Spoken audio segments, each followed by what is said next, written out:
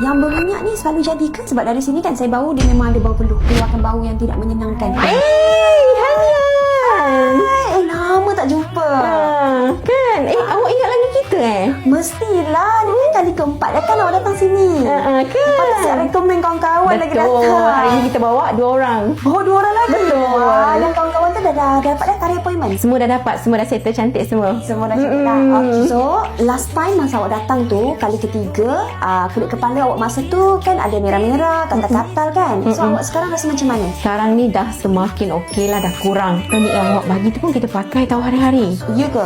Ya, betul. Okay, waktu bila? Kita pakai waktu malam. Bagus. So, sekarang ni kita scan dulu. Nak follow up balik. Tengok daripada last tu tengok ada apa-apa perubahan tak. Bila last cuci? Last cuci 2 hari lepas. Normal lah kalau dia berminyak. Tapi kalau kita tengok kat sini pun dia dah makin tak ada merah-merah dah macam dulu. Kau ingat laki tak macam mana rupa dia? Ni keadaan mula-mula masa awak datang appointment dulu. Orang kata banyak lah wax minyak-minyak.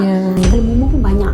Keadaan yang sekarang, so kalau kita tengok pun dia dah tak ada dah kuping-kuping tu kan. Dia pun dah tak naik balik dah. Dan kalau mumu pun sikit je tak banyak dah. Hari ni saya rasa awak tak perlu buat treatment yang advance lagi. Awak buat hydro treatment je yang basic punya tu untuk bersihkan kelumu, buang minyak, kuping-kuping macam tu pun dah okey dah. Yang berminyak ni selalu jadi ke? Kalau lebih daripada 2 hari memang akan berminyak. Dia akan keluarkan bau yang kurang menyenangkan tak lepas 2 hari ke 3 hari ke? Ada jugalah. Ada jugalah. Ya, betul. Okay. Ni sebab dari sini kan saya bau dia memang ada bau peluh. So rambut tu dia keluarkan bau yang tidak menyenangkan. Kita akan tambah satu treatment lagi, fresh scalp solution. Jadi rambut akan fresh dan tahan lama lah rambut tu dia punya minyak dia tu. Kita start sekarang lah. Boleh. Treatment ya.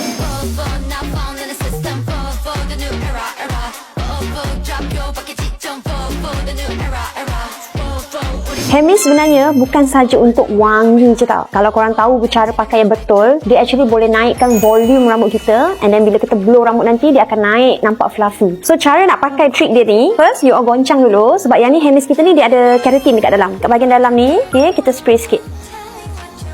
Then kita biarkan dia selama 10 saat bagi dia settle down. Next, kita boleh start blow rambut dah. So kita dah settle tadi treatment. Kita tunjuk result macam biasa lah So awak tengok yang ni yang before tadi kan. Buat memang still ada lagi sikit-sikit lah tersumbat semua. So lepas kita scan, yang ni yang latest lah, yang terbaru. Wow, tak ada lagi kalau mumur ya dia. Kan, tak ada dah.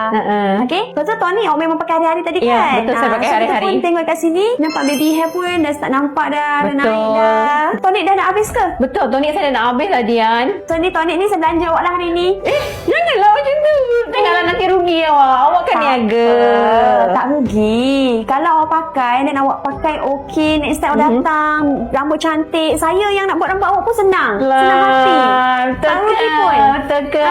Saya lagi untung lagi. Alah, terima kasih Dian. Sama. Kalau macam ni servis you memanglah I bawa ramai lagi kawan-kawan untuk datang. Ini saya suka. Thank you Dian. Sama. Thank you.